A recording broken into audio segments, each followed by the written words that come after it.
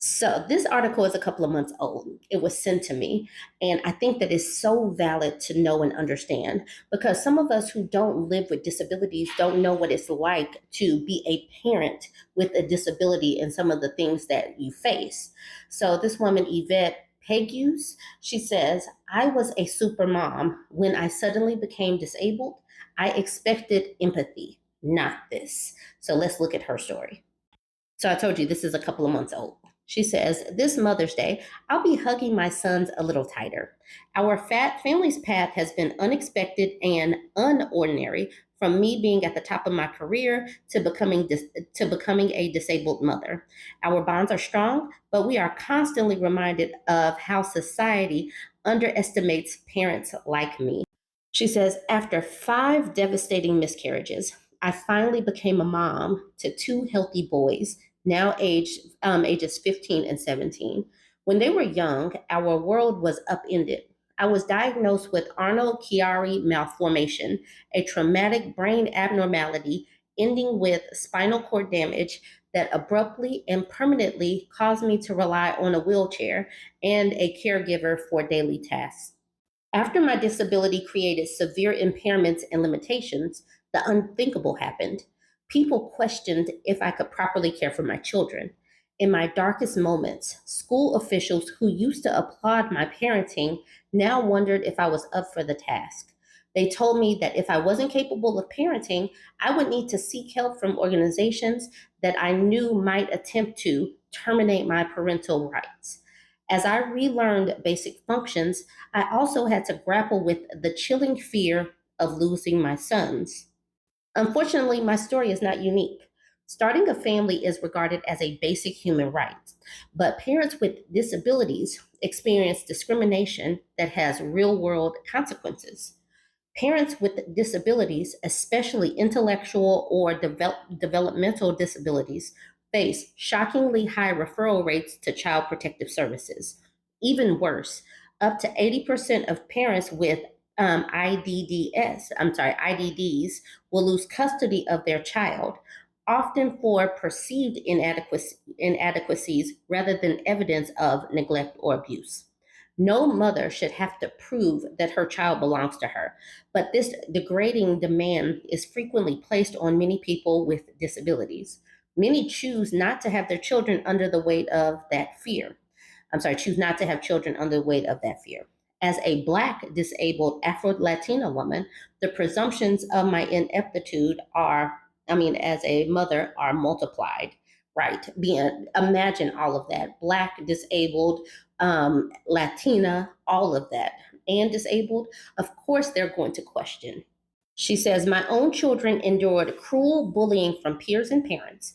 They have been asked, how are you able to be a kid? And told, you don't have a real mommy. I couldn't participate in activities in their upstairs classrooms or chaperone field trips, and my sons were continually questioned about my absence. They asked me, how can we tell these people we're okay? We brainstormed and created vision boards, which led to writing a book. It gave them a tool to respond to critics and bullies and to share their lives with the world with confidence and joy. So here she is with her book, her books, and her 2 sons. Our experiences became a motivating yet insidious force because I had been the parent who primarily handled the day to day needs of the boys before I was diagnosed. Our situation was seen as a household issue, and school officials assumed it was a burden. As the standard of care had changed, to prove my capability as a mother, I had to maintain a facade of recovery before I was ready. During rehabilitation, I faced microaggressions where simple requests for help were weaponized against me. When I sent my boys to stay with family during a major surgery, this act was portrayed as a weakness rather than a strength. Even when they were little, people would talk with my children instead of speaking with me, which often happens to people with disabilities. Every day, I was fearful that authorities would judge my shaky hands or cognitive lapses as signs of unforgivable neglect. I taught my boys to stay close to me and to hold on to my wheelchair because I was afraid to leave them alone. Before my disability, I epitomized the supermom who did it all while my husband played fun dad. Our new reality forced us to reframe parenting roles. My husband had to participate more intentionally and learn basic caregiving duties, meals, bath time, and everything else. In turn, I opened our home to friends, neighbors, and members of my church who helped while I healed. I evolved from a supermom into an engaged, patient parent. I wasn't in a rush because I couldn't be in a rush. I read and talked with my children. I took them to therapy and adaptive sporting events. Before I relearned to drive a car, I drove my wheelchair to their school and we walk and roll a mile home together. I savored every developmental milestone, even tantrums or having to count to 10. Frustration gave way to amazement that my sons were developing appropriately.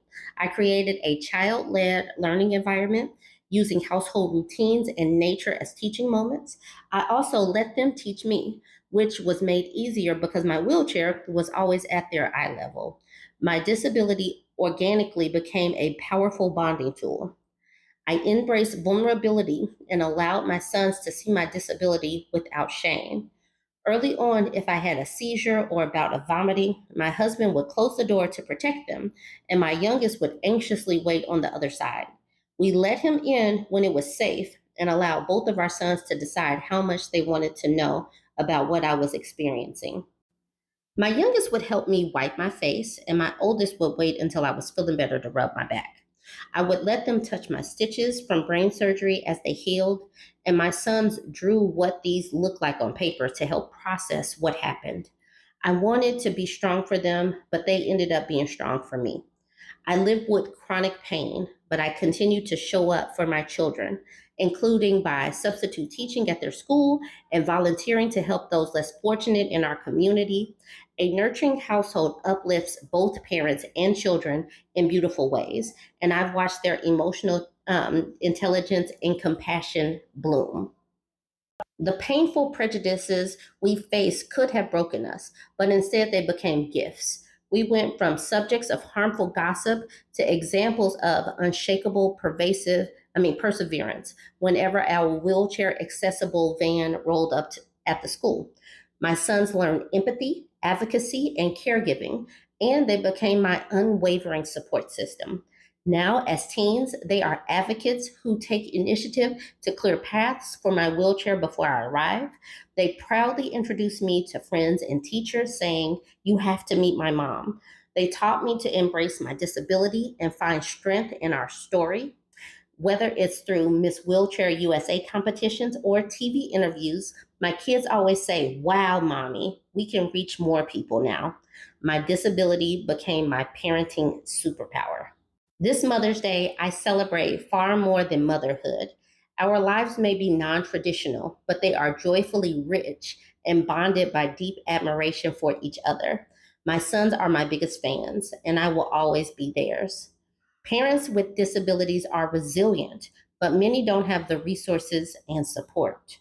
The fear of being reported or having their disabilities weaponized keeps many isolated.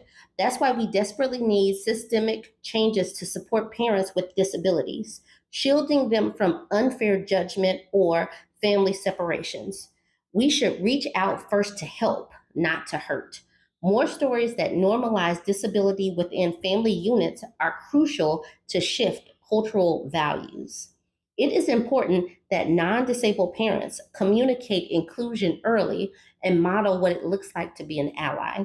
Invite someone with a disability to your house. When kids ask about wheelchairs or accessible spaces, such as the big stall in the restroom, educate them about selflessness, access, and acceptance. Parenting is hard enough as is, so don't make it harder for others. Feed your child's innate curiosity with empathy and kindness, the very qualities I've worked to model as a disabled mother. I hope that my family's path makes a difference for people with disabilities who are parents or who want to be parents. Our dreams matter, and we deserve to experience the universal joys and struggles of parenthood just like everyone else. This was an amazing story. This woman, Yvette Pegues, and she's in education, and you can tell the way she wrote this so beautifully. Join the conversation, make a comment, let me know what you think. Don't forget to like,